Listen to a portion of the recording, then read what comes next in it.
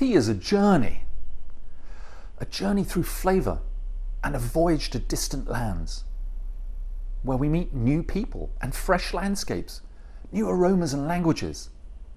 Tea is a great unifier and drawer together of different people and tongues, diverse cultures and appetites. The tea leaf unites people, offering opportunities to displaced populations, to immigrant communities, and of course to those forging a future for their nations. Come with us as we see how tea was wrested from China to India, thanks to the exploits of a dedicated British officer. The tea growing secrets were sent abroad to India, rather like the very first silkworm smuggled out of China to feed a voracious foreign appetite for silk. And from a tea estate built by Indians themselves, we head to a perpetually busy tea stall in Calcutta and take an intriguing diversion to examine the industry that fires the pottery cups for the city's daily deluge of drinkers. Finally, we head from one of Beijing's narrow hutong to far-off Georgia and a lonely tea plantation that has gone to seed. Why did it fall apart? Who owned it? What is the connection between China and this distant plot of Georgian land? Will the tea thrive again? Well, join us and find out.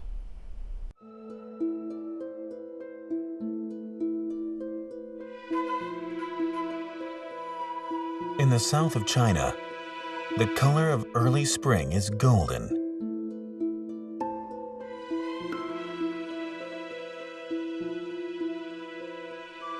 This is the color of sunshine. It is the color of rapeseed flowers.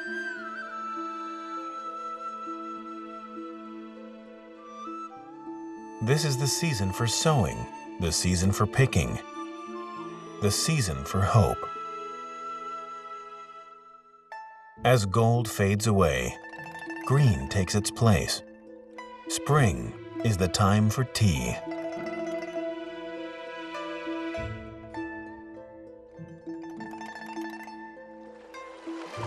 In China, Japan, India, and Kenya, from Asia to Africa, tea awakens in all the tea production countries.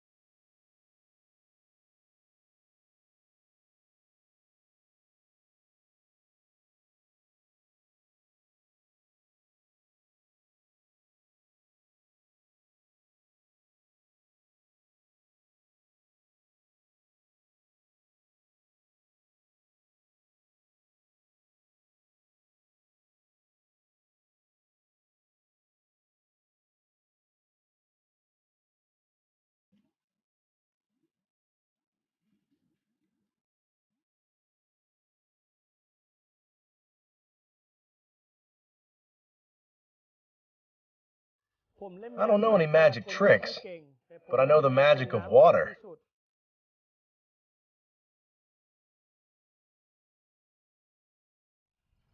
Nick is 30 years old this year. Every weekend, he sells pulled tea in Bangkok's Chatuchak market.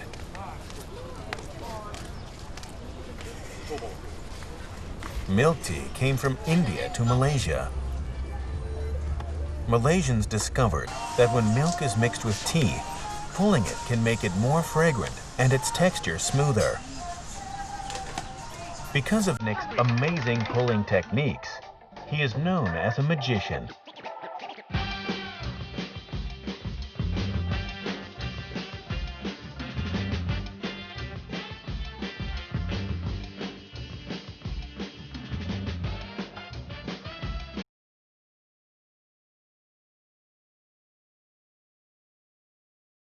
Pull tea is extremely popular in Southeast Asia.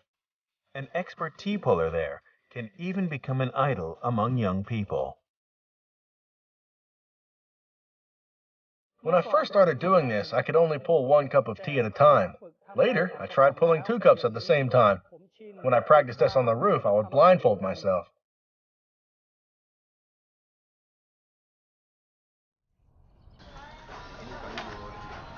Nick sells close to 300 cups of milk tea at the Chatuchak market every day.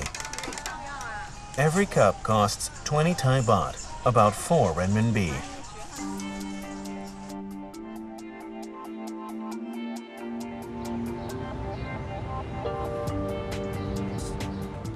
I like the Chatuchak market. I meet people from all over the world here, and my milk tea accompanies them throughout the market. In Bangkok, water has a life. Every river, everybody who lives by the water, every animal can sense the life in water.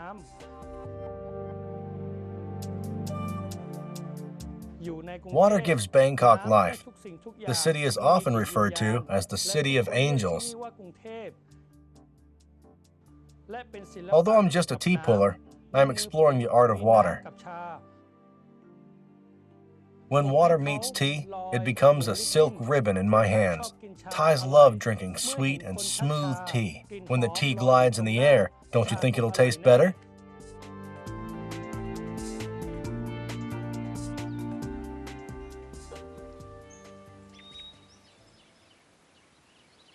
Under the influence of China, Thai people started drinking tea very early on, but they only started growing tea much later. The tea plantations in Thailand are found mostly in the north. Santikiri is one of its most famous tea-producing regions.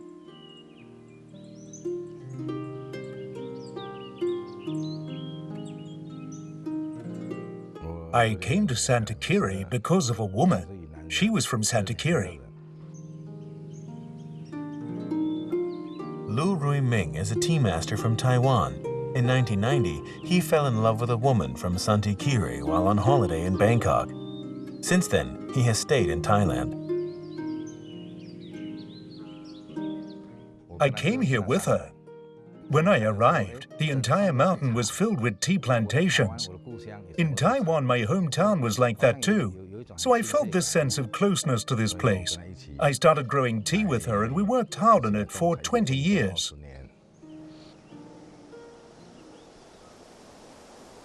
Santikiri is located at the edge of the drug-producing Golden Triangle region. It was once controlled by an armed militia. Since the 1980s, the United Nations started encouraging the Golden Triangle region to begin producing tea instead. Tea has given the people in Santikiri a new lease on life. Lu Rui Ming brought with him the techniques of making Taiwanese oolong tea. The people here call him Brother Ming.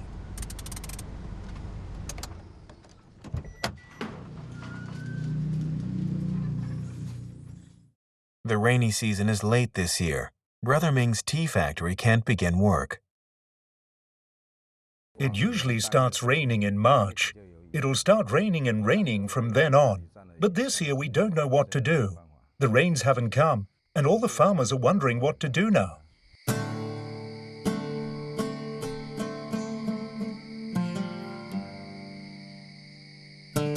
Santikiri's main industries are tea and tourism. There are many ethnic minorities living here. To many Western tourists, Santikiri is the region in Thailand that most reminds them of China. Santikiri has a few thousand ethnic Chinese who are descendants of the Kuomintang soldiers. They identify as being from Yunnan.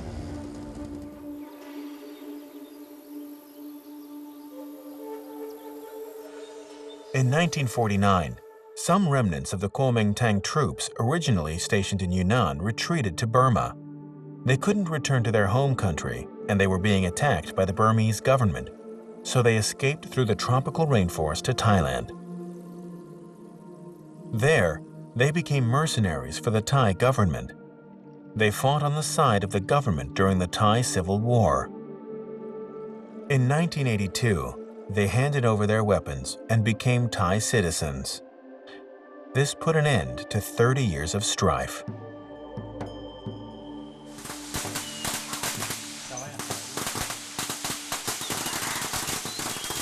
Now these former soldiers and their grandchildren grow tea for a living. They still practice their Chinese rituals, such as offering tea to the god of the mountain.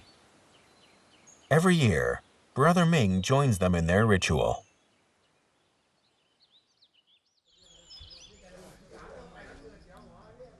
I, Luru Ming, came to Santa Kiri from Taiwan. Please bless me and let there be a good harvest this year. Please bless my family and bring them peace. They are Thai citizens now. They've handed over their weapons. In exchange, the Thai king gave them almost 6,000 acres of land to grow crops on. 原来为什么种茶的原因是这种样？那个时候让我们民俗了让职业没有，西贡就叫说，全民俗了一到八组，去那个就是一个这个你岳父农美营家边去种茶，我们每个村民啊，一家一户就砍一棵树，就去那边坐着，然后飞机来装了来行茶。 说我们是是种茶的，不做什么毒品，是种茶为业。所以说我们茶的生产营运是这样引起的，然后就是这样一批就种茶来了，这是种茶的营运引起。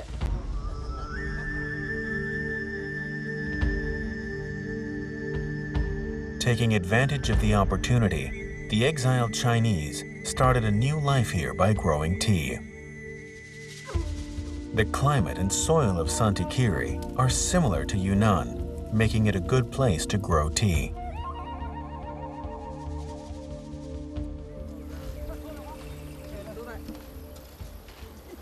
It is now the end of March. The rains have still not come.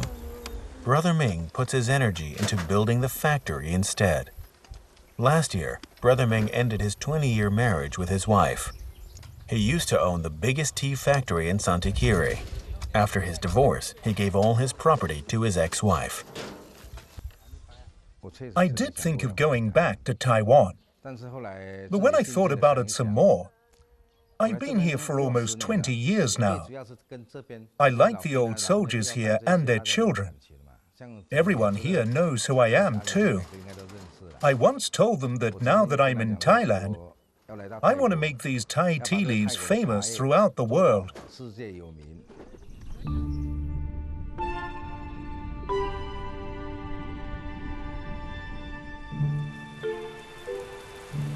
At the end of April, it finally rains in Santa Kiri. The picking can finally begin in Brother Ming's tea plantation.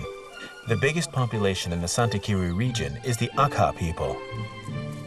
This hill tribe has become great assistance to the Chinese tea growers of the region.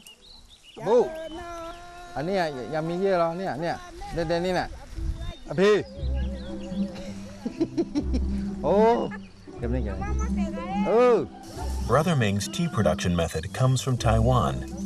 The tea is called Oriental Beauty. The name Oriental Beauty was coined by the Queen of England. She has tasted this tea. To produce this tea, you need the help of the tea green leafhopper. It's a type of insect that's green in color. It sucks the juices of the plant. That is why we don't use pesticides or fertilizers. In Santa Kiri, Brother Ming is famous for his tea-making techniques. People will come to him from all over the region with their tea leaves and ask him to make oolong tea out of them. To make Oriental Beauty tea, the leaves have to be withered after they are picked. They become much heavier than other tea leaves. If the leaves are not withered, the tea wouldn't be sweet. I told him the leaves have to be this long, but he gave me leaves this long instead, and he mixed them together. I can't make Oriental Beauty tea with these leaves. This is not Oriental Beauty anymore, it's Occidental Beauty.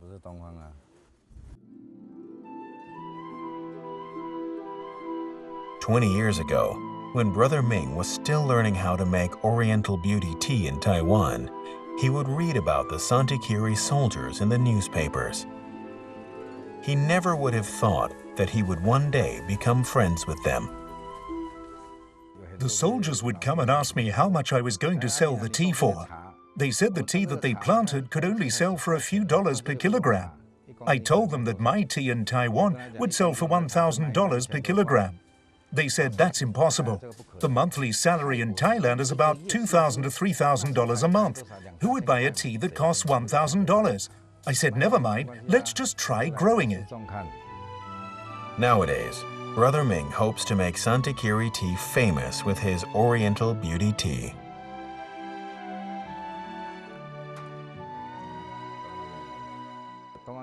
When you drink Oriental Beauty, it feels like you're having a conversation with a beautiful woman. It tastes really good. Brother Ming has found a new love. His current wife is also Thai. The two of us will build a family together. It is like starting from zero for the both of us. I came to Santikiri when I was 32 years old. I'm 53 years old now. I've been here for 20 years.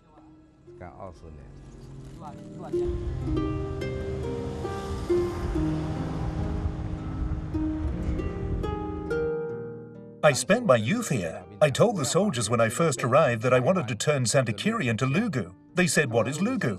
I replied, it's a place to buy tea with tea factories. Today, that has come true. Thailand is just one of the new places in the world to start mass-producing tea. In the 19th century, the tea trade was very lucrative and largely dominated by China. This prompted Westerners to start developing other tea-producing regions elsewhere. The then English colony, India, became the top choice for that.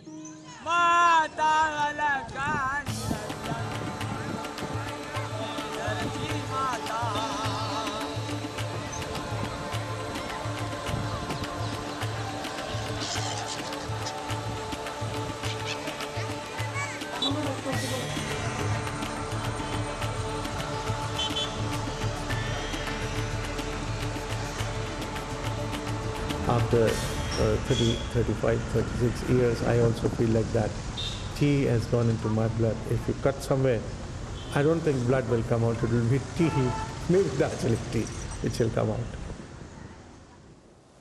Lo Chan is an Indian tea merchant. He has tea plantations in the mountains of Darjeeling, where the famous Darjeeling tea is produced. There, the special climate and environment feels like it was created for the cultivation of tea. The Darjeeling district grows this Darjeeling tea, which has got its very unique aromatic flavors. The Darjeeling black tea that made Lo Chan famous dates back to less than 200 years ago.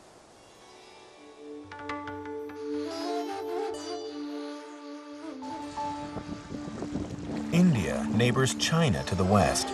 Both countries have had trade ties since ancient times. The practice of drinking tea came to India very early on. But the people who really turned India into a tea-producing region were the English. 1700 or 1800, the main revenue came from tea only.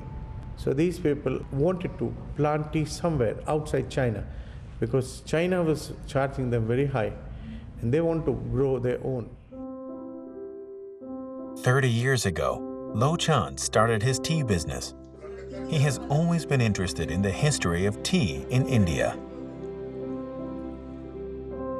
In 1824, an English officer discovered wild tea trees in Assam.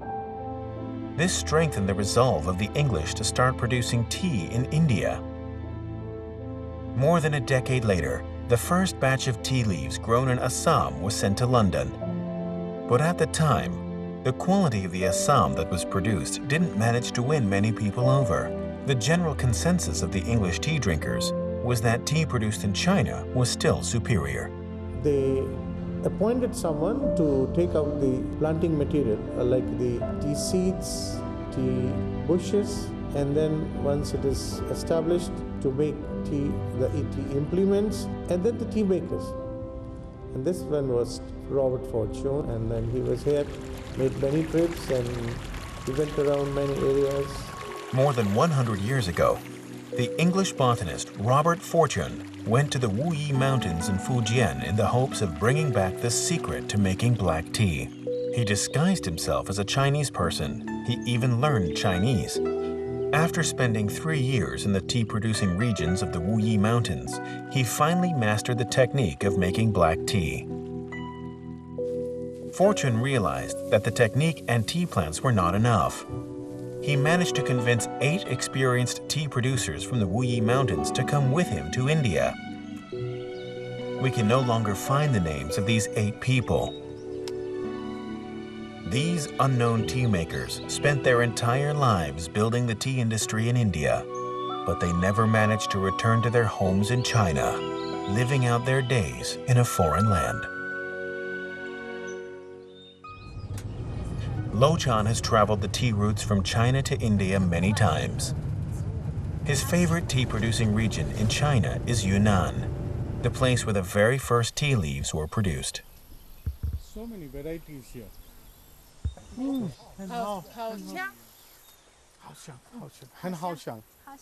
This is first time I've seen in my life a person going up the tree and plucking those. I'd never seen in my life. Lochan spends a few months each year in China, searching for inspiration. He hopes to build a greater connection between the 2 largest tea-producing countries in the world. Real old things. When the tea industry took off in India, the English controlled most of the country's tea plantations, but they did not control the Makebari tea estate. This estate was built by the Indians there. So I've written a poem about Makebari. I described its beauty. So I hope you'll enjoy it. Makebari. In the southern foothills of the Himalayas, there is a beautiful place.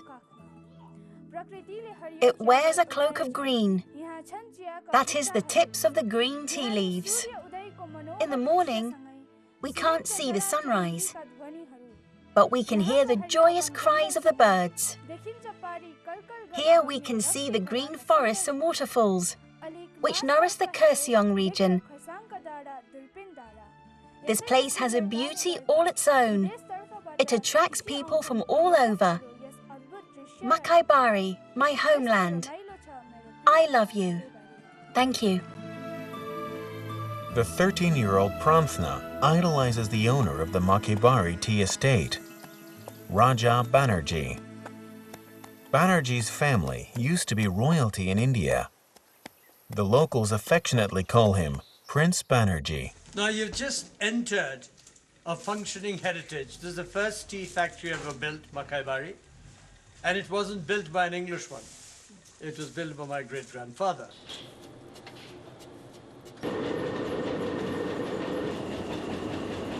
And I must introduce you to my bloodhound.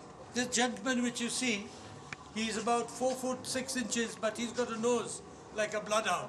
He smells the first one, and then on the second one, he gives the instructions where to stop it. So his name is Indre, and he's my bloodhound for this. Of course, he calls the shots, he lives in his own bubble, and nobody can touch him, tamper with him. Although the processing of tea leaves is important in determining the quality of the tea, the most important factor is, after all, the soil in which they grow. We apply cow dung compost, over 1,000 tons every year. And that has to be well managed, because if the compost is not well managed, then it becomes a poison or you lose nutrients either way. So it has to be just right. Most farmers farm for profit.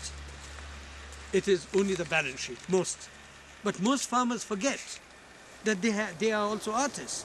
Their canvas is the soil, the earth. And if you can paint a wonderfully sustainable picture there, everybody can enjoy it like an original piece.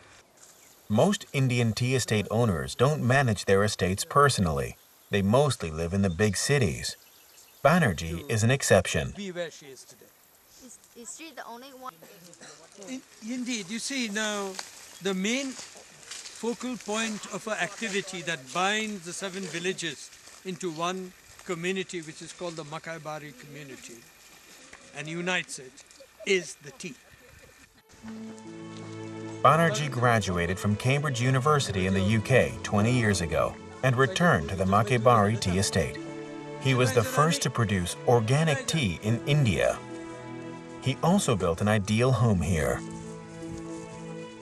He protects the environment and wildlife here. He built free schools, kindergartens, libraries, hospitals, and opened up the homes of the villagers to visitors to give them more income. This would have been impossible in a remote mountainous region without him. Because of this, Banerjee is the hero of many children here. In 2002, the International Economic Council gave him the highest achievement award. To Banerjee, the greatest reward is in seeing the transformation of this village. Here, nobody locks their front doors. There are no strangers here, and everybody welcomes visitors with a sincere smile.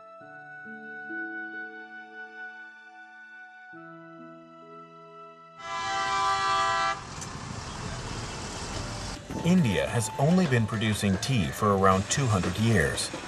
But at one point, it surpassed China to become the biggest tea exporter in the world.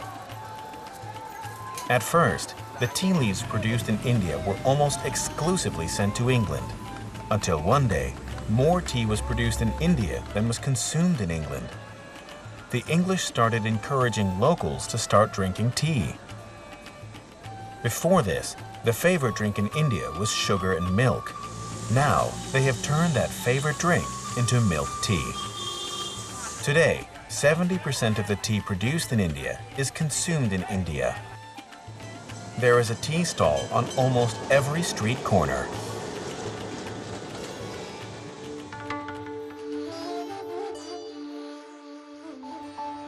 Like many of the traditional Indian people, Anantayami's day begins with a prayer.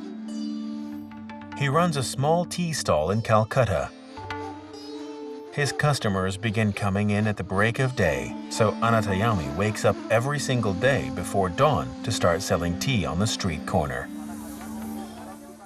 I wake up at 4:30 every morning and start making tea by 5 o'clock. I eat my breakfast from 9 to 9:30, and then my lunch at around 2 in the afternoon. Around 6:30 to 7:30 in the evening, I close up my stall. Anantayami moved to Calcutta from the outskirts of the city 18 years ago. He has been making a living from his tea stall. He adds more milk to his tea than other tea stalls, drawing a bigger crowd of customers in the area because of it.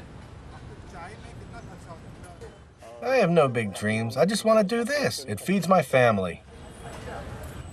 Every cup of tea sells for 6 Indian rupees, which is 60 cents renminbi. After taking away his overhead costs, he makes more than 200 rupees every day. I run this stall myself, and I don't have any help. I've been doing this for a long time now.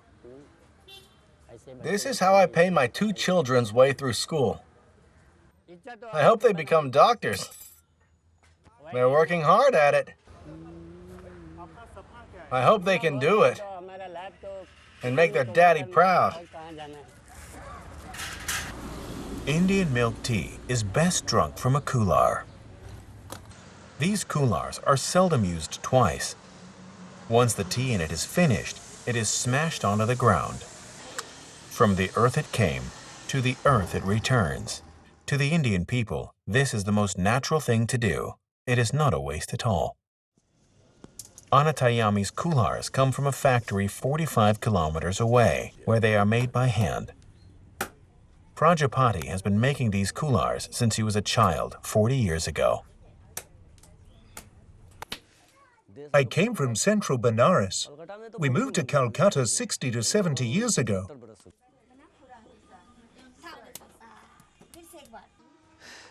On an average day, I make at least 100 coolars. Making coolars is a difficult job. It requires a lot of training to master. Prajapati spends an entire day sitting down when he makes his coolars. He only finishes work late at night. Prajapati doesn't get much rest because there is always a continuous demand for his coolars. You know, to tell the truth, I'm very happy with life. I'm happy with the way things have worked out for me. I don't think I can find a better job than this.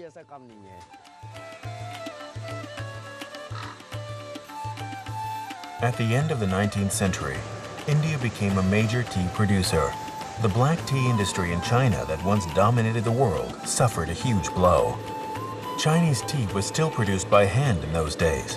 It could not compete with the mass-manufactured tea leaves from India. This gradually diminished the presence of Chinese black tea in the market.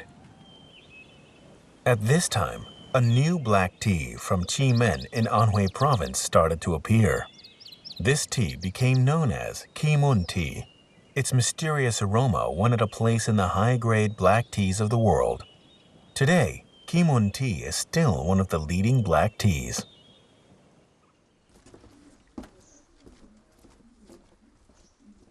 Xie Yongzhong has worked in a tea factory for most of his life.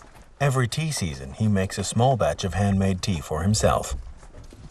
We would go with our grandmother and mother to the mountains to pick tea leaves when we were young. When I graduated from school, I joined a tea factory and started making tea. Kimun tea was first produced in the second half of the 18th century. In the early 20th century, it was one of the 3 top black teas in the world, along with India's Darjeeling tea and Sri Lanka's Ceylon tea. Westerners loved Kimun tea for its aroma. They even coined a term for it, the Kimun aroma.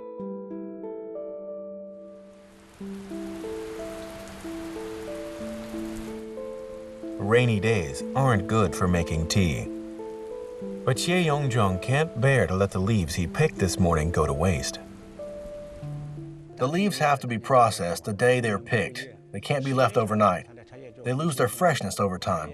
Tea leaves are very important to us in Ximen. We never let them go to waste. It takes half a day for fresh leaves to wither. On wet days like this, it can take even longer. After the leaves are withered, they need to be massaged. Some people joke that when Xie Yongzhong washes his hands, a good deal of tea comes out. The young leaves break under the repeated massaging. Xie Yongzhong has done this for so long that the green juice from the leaves have rubbed into the lines of his palms. After this is done, the leaves are placed on a bamboo basket. The green and red tea leaves oxidize in a few hours. They are then dried over a charcoal fire. This is when the Kimun aroma coalesces.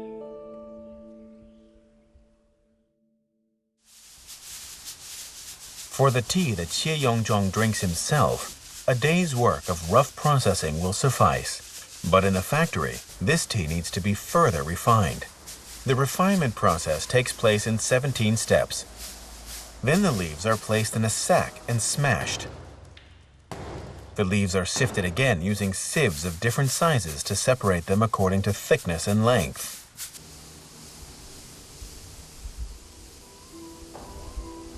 Xie Yongzhong believes that only by separating leaves of the same size can one make a more delicious tea.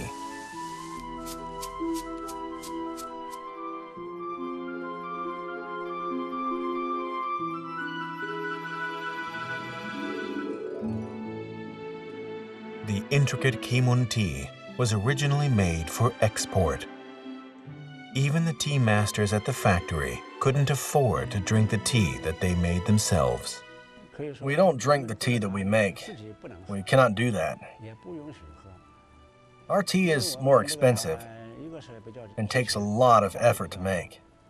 It needs to be exported to satisfy the demand for it. If everyone here starts drinking it, we'll finish everything in no time.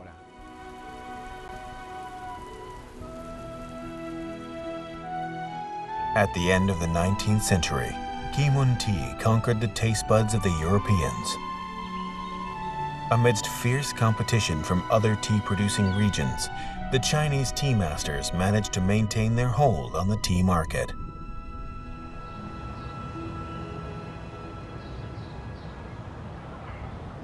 A hutong in Beijing's Xidan district is about to be demolished.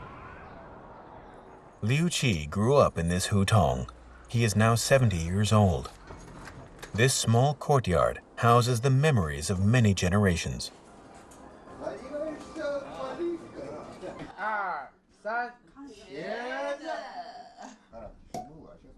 The Liu family is an international family. It has Chinese blood, Russian blood, and Georgian blood.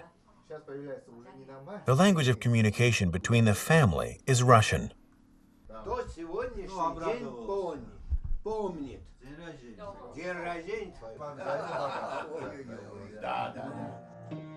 Before their house is demolished, Liu Qi takes out a few old photographs.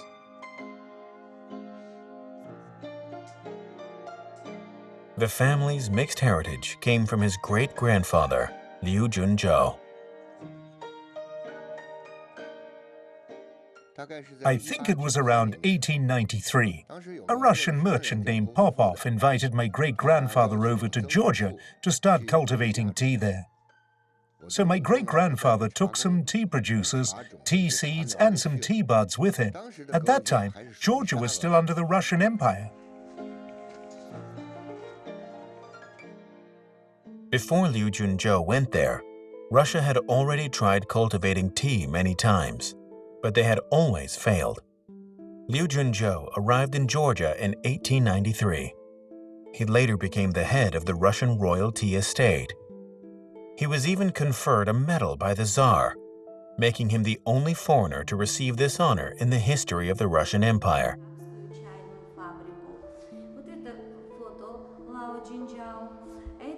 Liu Qi has always been interested in his great-grandfather's story. He started doing business in Georgia when he was young. After his retirement, he went to Georgia many times to find out more about his great-grandfather and his family history.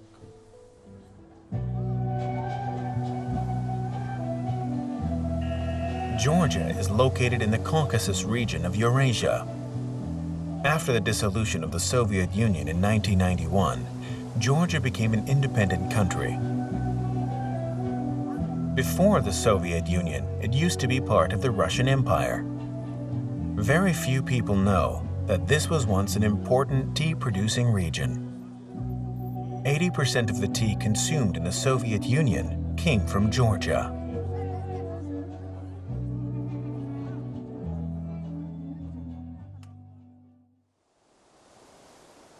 The Russian people have long had an affinity for tea. The tea road passing through Siberia from China to Russia spanned thousands of kilometers. Since the second half of the 18th century, it was one of the most vibrant trade routes in the world. Because of the long journey to reach Russia, tea became a prized commodity there. Transplanting tea to a more accessible region was always a dream for the Russians. Georgia borders the Black Sea and has a climate similar to China. Naturally, it became the first choice for tea cultivation. Batumi is an important port in the Black Sea. It was here that Liu Junzhou disembarked. It was here that he came on land. At that time, it would have taken him more than 3 months to get here. They would have had to stop at every port to refuel and replenish their water. They used steamships in the past. It must have been a really difficult journey for him.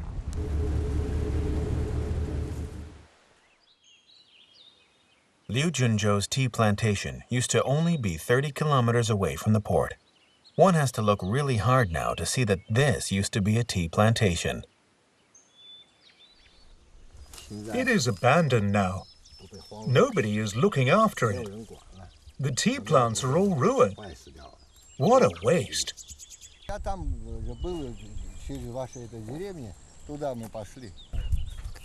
But Liu Qi didn't come on this trip to reminisce.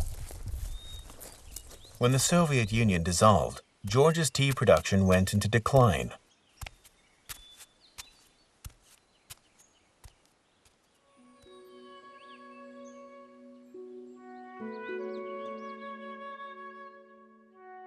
Back then, Liu Junzhou's tea used to be known as Liu tea. The Georgian government approached Liu Qi to rejuvenate its tea industry. But the technique has now long been lost.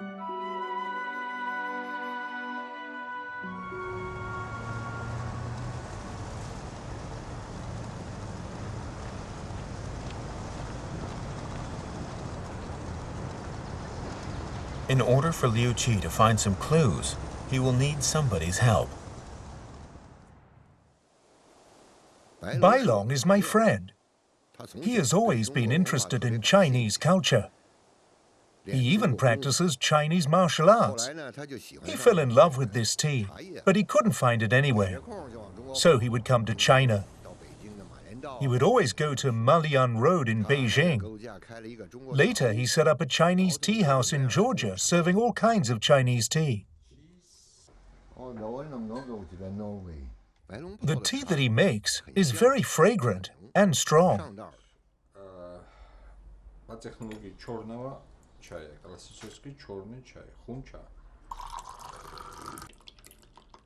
I asked him, what did Liu tea taste like? He said he doesn't know either. So many years have passed. Very few people remember the taste of Liu tea now, so I told him to take me to a tea producer who could answer my questions.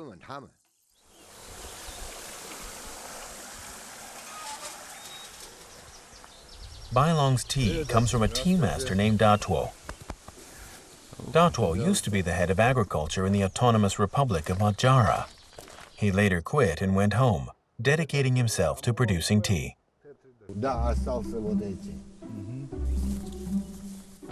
Da Tuo is very particular about his tea. The flowers on his table come from his garden. He would go to the backyard to pick some wild fruits, like wild berries, cherries, and other berries. He plants them all himself. Georgians love black tea. They make a thick, concentrated version of it first. Then they add water to dilute it. They drink it with honey or sugar. They like it sweet.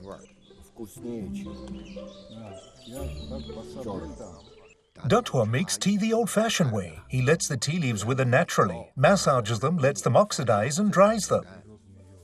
The methods of making black tea are pretty much the same everywhere. But Liu tea might have its own peculiarities. They are trying to find out more about its methods, too. Georgian tea has become very different from Chinese tea now. Unfortunately, Da Tuo didn't manage to solve the mystery of Liu tea. Liu Qi has been in Georgia for a while now. He hopes to find an answer before the end of the summer. This way, he'll still have time to hire helpers from back home before spring next year, when he hopes to begin planting the first crops in his great-grandfather's plantation. Today, he receives news that someone in the very first tea factory in Georgia might know something about Liu tea. This was once Georgia's biggest tea factory. Its manufacturing methods were passed down from Liu Junzhou's era.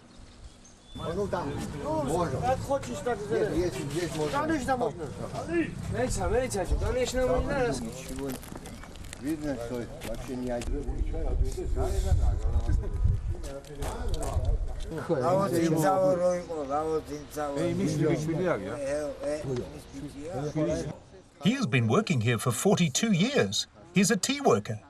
So can you tell me which kind of tea he makes? Black tea? Is there any sample?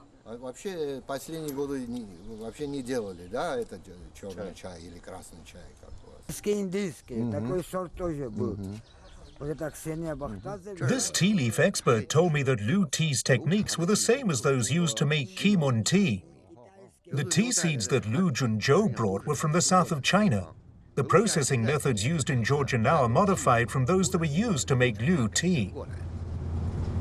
Liu Qi is unable to verify how true this statement is. But he finally has a clue to the manufacturing methods of Liu tea. He decides to investigate further when he returns to China. No matter what, He needs to rebuild his great-grandfather's tea plantation using his own methods. My great-grandfather worked in Georgia for over 30 years. He spent the best years of his life there.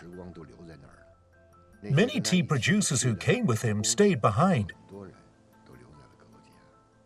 I have a dream. I want to bring Liu tea back into existence.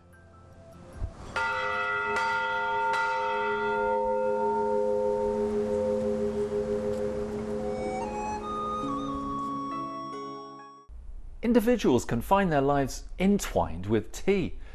Whether it's a man selling pulled tea in a market in Bangkok, displaying his dizzying skills to passers-by, or lives centered on tea as people forge a new life abroad.